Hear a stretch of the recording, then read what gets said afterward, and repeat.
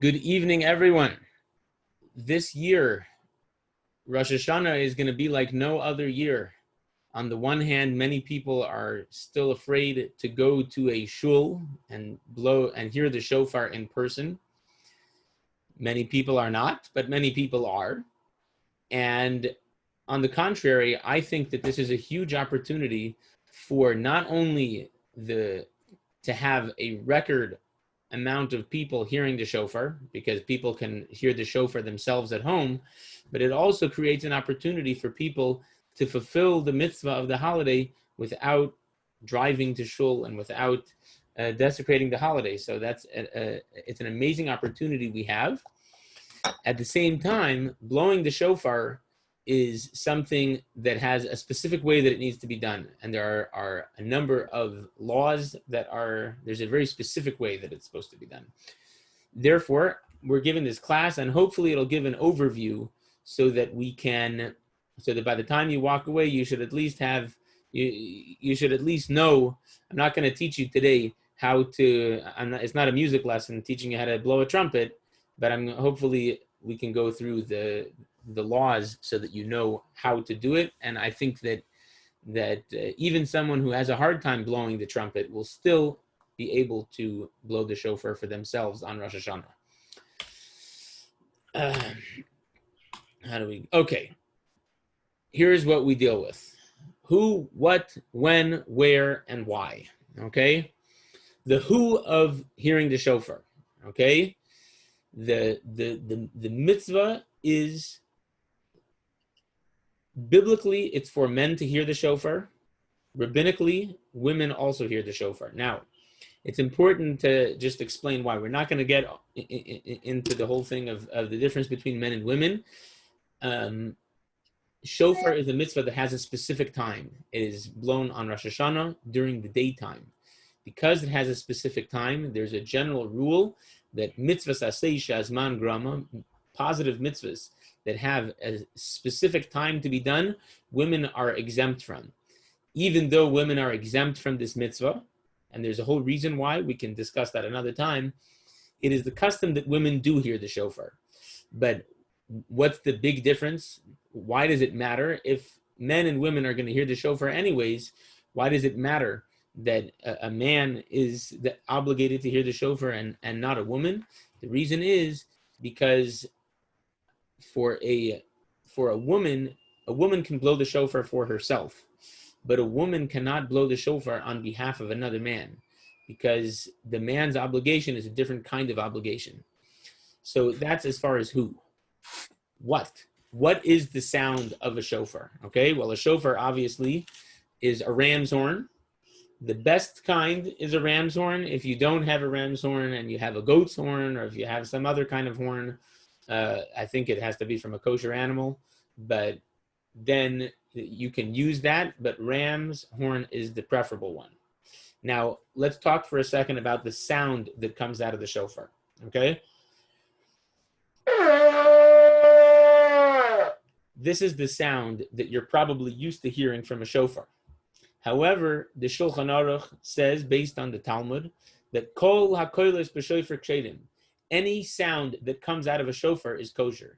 So even an amateur who goes something like this, I didn't actually blow the normal way that you hear a shofar. I just made a sound. I went woo, and I did it through the shofar. That is a kosher sound from the shofar itself. So even if you did that, the downside of doing it this way, where you're not actually doing it the customary way that you're used to hearing, the downside of it is that you're going to be short of breath very quickly, because when you're blowing woo, you're letting a lot more air come out of your mouth than when you're like this. I see that a question just came in, so I'm going to, when I say kosher, I mean fulfills the mitzvah. Now, we're going to get the bulk of the lesson today is going to be about the sequence and the different notes that you play, because the notes that you play are also integral in fulfilling the mitzvah. So on the one hand, there's the what, that yes, even if I go that is a kosher sound. That doesn't mean I fulfill the mitzvah. I would have to blow it in the proper sequence, and that's what we're going to go to that's going to be the bulk of our presentation today. The third issue is when. When do you blow the shofar? So shofar is something that is done during the daytime of Rosh Hashanah.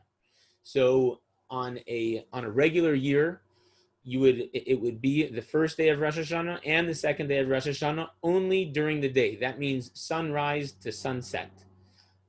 Maybe you can do it before. I think it actually has to be sunrise. Maybe you can do it a little bit b'diavad. You could probably do it after dawn, but it should be between sunrise and sunset. This year, Rosh Hashanah, the first day of Rosh Hashanah falls out on Shabbos, and there's the famous Gzeira of Rabbah. Therefore, we do not blow shofar the first day of Rosh Hashanah this year. So we're only blowing shofar on Sunday, which is the second day, and Tashlich is also postponed until the second day. Where do you blow the shofar? It doesn't really matter. I guess it is better to be standing. If you can stand, it's better to be standing. Now we're going to get to why. Why is really what is going to explain. If we understand the why of shofar, then all of the details in how we actually blow it are going to fall into place. Why? There are three explanations for why we blow the shofar. Okay, the first one is crying. It reminds us to turn to Hashem. The sound of a shofar is the sound of someone crying, and the time it reminds us to do teshuvah, to return to Hashem. The second explanation is that it is a coronation ceremony. We're crowning Hashem as king. The shofar is a trumpet, and as we say in the davening on Rosh Hashanah, it's one of the three things that we say, Malchiyos, Zechronos, and Shofros. The first and most important theme of Rosh Hashanah is Malchiyos, that we are crowning Hashem as king, and the shofar signifies that. The third explanation is that, just like we say, which is, we actually say it in the Rosh Hashanah davening also, we say it every day in davening also, that Mashiach will be ushered in. I spelled it wrong, herald. The shofar sound will herald in Mashiach. It doesn't mean there's going to be a big shofar blown when Mashiach comes. To learn the theory of exactly how we blow the shofar, we'll be focusing on the first opinion, okay? Crying. The crying part is what's mentioned in Shulchan Aruch and the Gemara as far as the theory of the whys of exactly how. Okay, sorry, let me go back. Oops. What did I just do here? Please forgive me.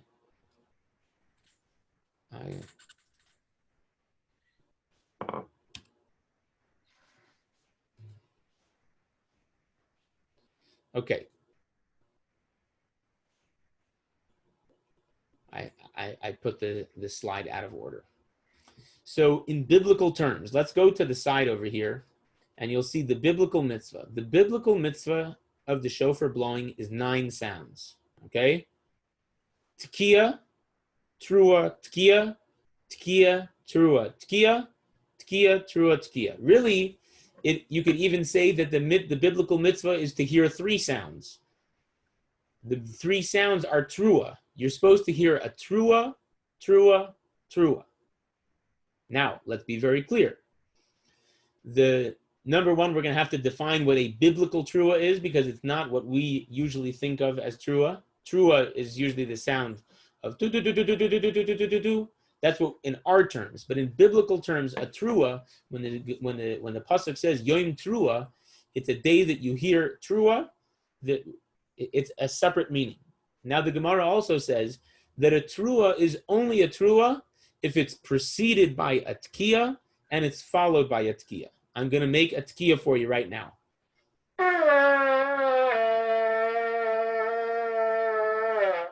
That's a tkiya. So the long, simple sound is a tkiya. Tkiya with tkiya in the beginning, tkiya in the end, and sandwiched in between is a trua. So someone asked 2 to 3 seconds, and we're going to get to that in a second. This is why we're teaching the theory first, okay?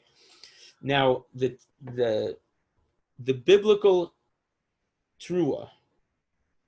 So we have 3 sounds, trua, trua, trua. It happens to be that the trua needs a tkiya before it and a tkiya after it. And you do it 3 times. Tkiya, trua, tkiya, tkiya, trua, tkiya, tkiya, trua, tkiya. Okay.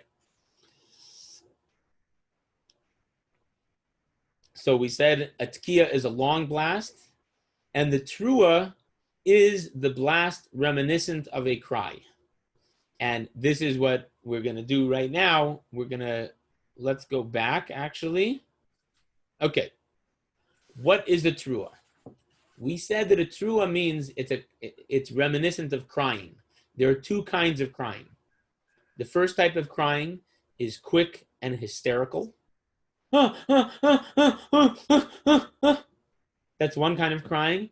And then there's a second kind of crying, which is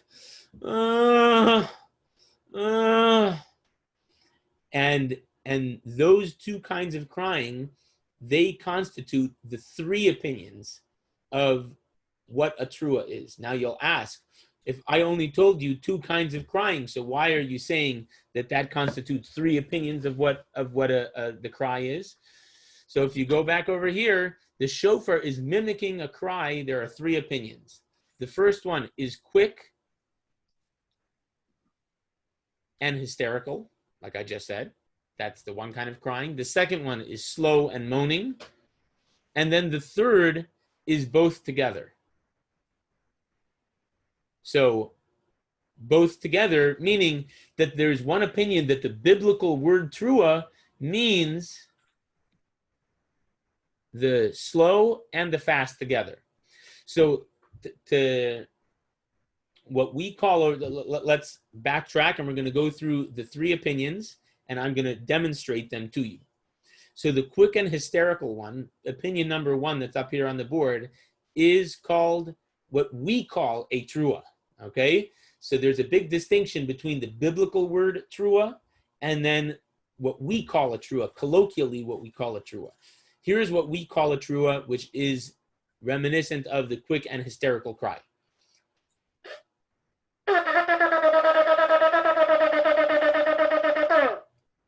It's a minimum of 9 blasts, and we're going to go in a moment, we're going to go to the measurement of each one. The second opinion, slow and moaning, is what we call a shvarim.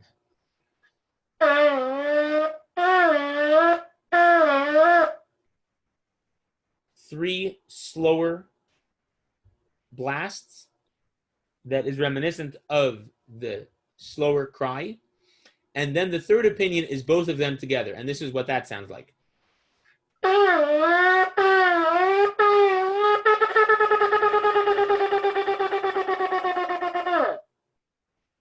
Okay?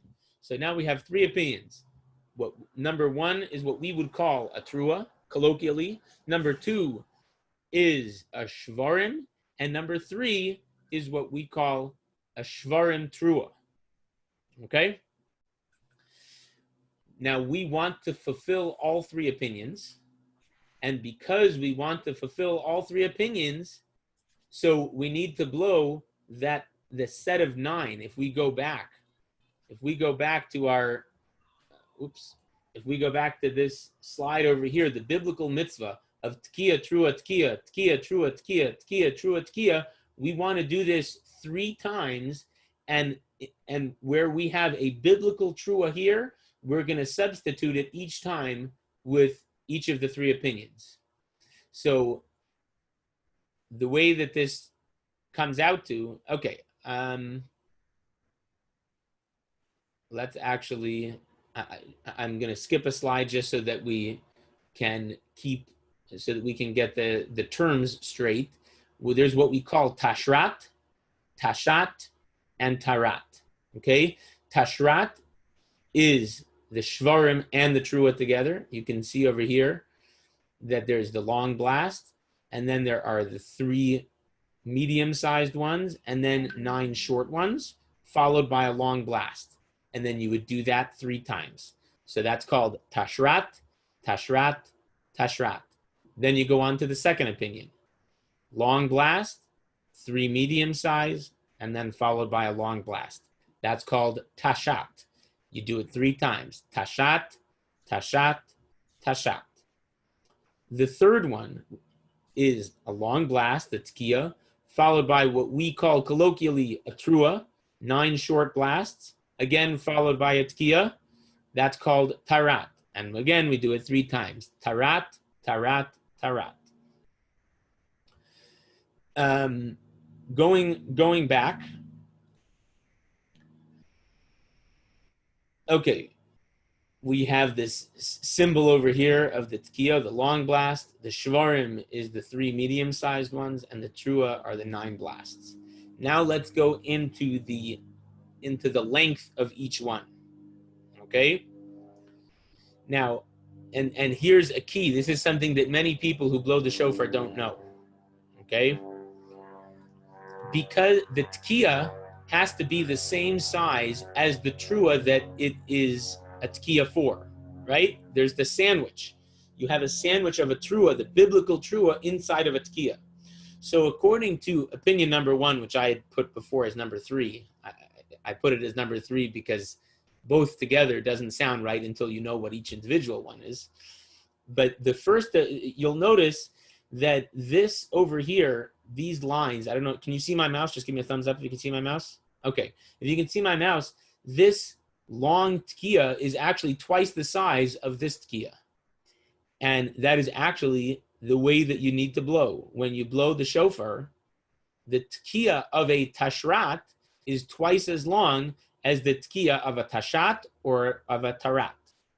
Because in the first opinion, in the tashrat, you have the shvarim and the trua together are symbolizing the biblical tkiya, the biblical trua, and therefore the tkiya that is sandwiching it from both sides has to be the same length.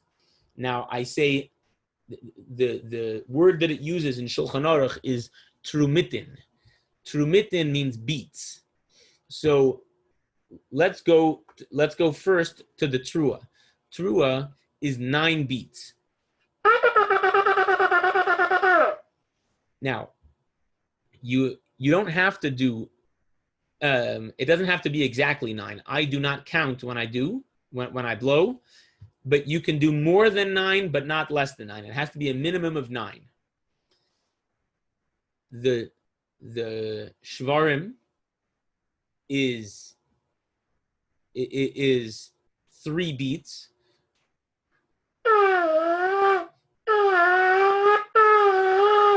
So each one of those 3 shvarims is the size of 3 truas.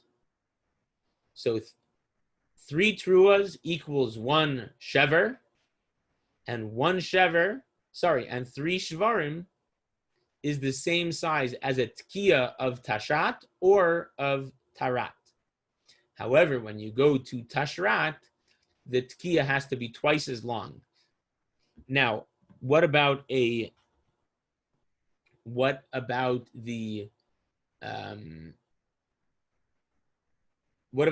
a breath? Where do you take a breath? Where is it important to, yes, take a breath and not take a breath? In between every blast, you are supposed to take a breath. Now, blast does not mean individual blows. So I'm not going to take a breath here. I'm not taking any breath. It's all one breath of mine that's being split up by a tongue. If I do it with my tongue. If you were doing it, you could also do it like this. You could do the same thing out of your mouth, and that would be the same thing. 9 beats. Now, the same thing for a shvarim. No breath.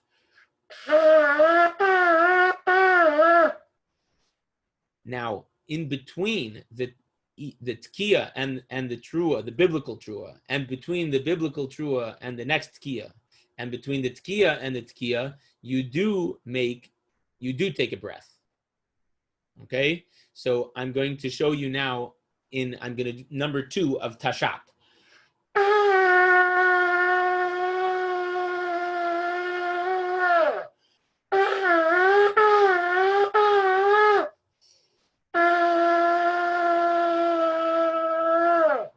If you go back and watch the video, you'll notice that I took a breath in between the long blast and the 3 short blasts. The 3 short blasts did not have any breath in between them.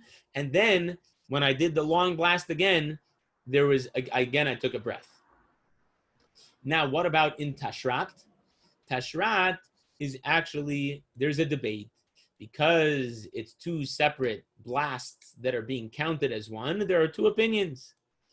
There's one opinion that you do it in 1 breath, and there's a second opinion that you do it in 2 breaths. Therefore, if you're davening in a minyan where we actually blow 100 blasts in total, there's a difference between what you call the tkiyas de meyushav, and the tkiyas de me'umad. So the tkiyas de meyushav are that's right after we read the Torah, we blow without taking a breath between the shvarim that's here and the trua. However, when we do it during the midah in the tkiyas de me'umad, then we do take a breath right here, in between the shvarim and the trua. If you're blowing for yourself at home, you only blow 30 blasts. If you're not in a shul, if you don't have a minyan, there is absolutely no reason to go through the siddur and find every time that it says to blow and blow. You're not supposed to, because that's only instituted when you're davening with a minyan. So therefore, if you're by yourself, you're only going to follow this opinion that tashrat, that the shvarim and trua of tashrat are considered 1 blast, and you are not going to take a breath in between. If by accident you did take a breath, don't worry about it, and you're just going according to that other opinion, and it's fine. There's nothing to worry about. At this point, now that I think we understand the theory, now I'm going to tell you a shortcut, okay? Because remember, the biblical mitzvah is to hear 9 blasts. So what we have over here of tashrat, this is 1, tashat 2, and tarat 3, these are, what we're really doing is we're blowing this, what we call seder, this order, we're blowing this set, this is the right word, this set we're blowing 3 times, and then we've fulfilled the mitzvah according to the opinion number 1. Then we go down to tashat, we blow this 3 times, and we fulfilled this mitzvah according to opinion number 2. And number 3, once you go to tarat, then you blow this 3 times, and you fulfilled the mitzvah according to opinion number 3. Now, like we said, we're doing all of these in order to fulfill the mitzvah according to all 3 opinions. So therefore, there's something called a t'nai. A t'nai means you're stipulating, because each trua, each biblical trua needs a tkiya before it and a tkiya after it. So what comes out is that we're going to end up blowing 30 blasts. We're going to call it 30 blasts because you have, to make things even simpler, we're going to call it 27. Okay, we call it 30, but it's 27. Why? Because it's 9 plus 9 plus 9. Now, if you're thinking, really, this tkiya, the 3rd time that I'm blowing it, could really double over as the first tkiya of the first set of tashat, and the last tkiya of the 3rd time that I'm blowing tashat could also double over as the first one of tarat. So when I'm blowing, I blow shofar quite a few times, I will use this shortcut, and I'll, in my mind, I'll say like this: if the true opinion is the opinion of tashrat, then my last tkiya is really it's counting for this tashrat, and the tashat is nothing. And if the true opinion is tashat, then this long tkiya, even though it was twice as long as it needed to be, this long tkiya is really being counted as the first tkiya of the seder, of the set tashat. And then likewise, when I blow the last of tashat, I say, if the true opinion is tashat, then this tkiya is going for tashat. If not, then it's going to be, then this is nothing, and really it's being counted for the first of tarat. At this time, I think you know everything that you need to know, and I'm going to blow the entire 27 blasts, and I'm gonna use the shortcut, making it 25 blasts in total. The reason why there's a discrepancy, is it 27 or is it 30? It's a matter of whether you count this and this as two separate blasts. If it's two separate blasts, then really it's 12 plus 9 plus 9, which is 30. And if you count it as 9, then it's 9 plus 9 plus 9, which is 27. I see one more question here. Do you have to do the shortcut? The answer is no, you do not have to do the shortcut.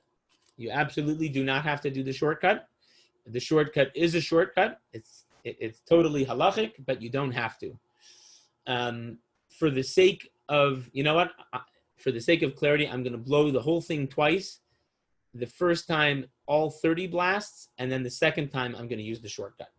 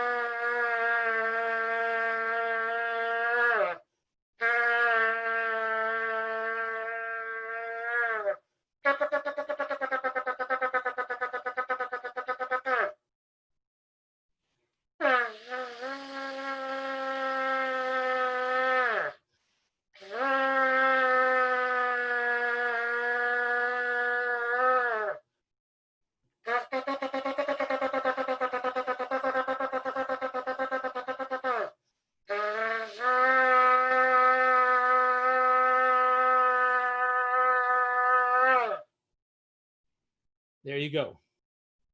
You saw that was the entire shofar blowing the way that we do it on Rosh Hashanah. What we do during Elul is just to remind us to do tshuva, but it's not fulfilling the mitzvah. This is the way to do it on Rosh Hashanah, and I'm going to do it. You saw I was already starting to choke up. I'm going to do it one more time. I'm going to do the 3 tashrats and then the first of tashat, just so that you see the shortcut, okay?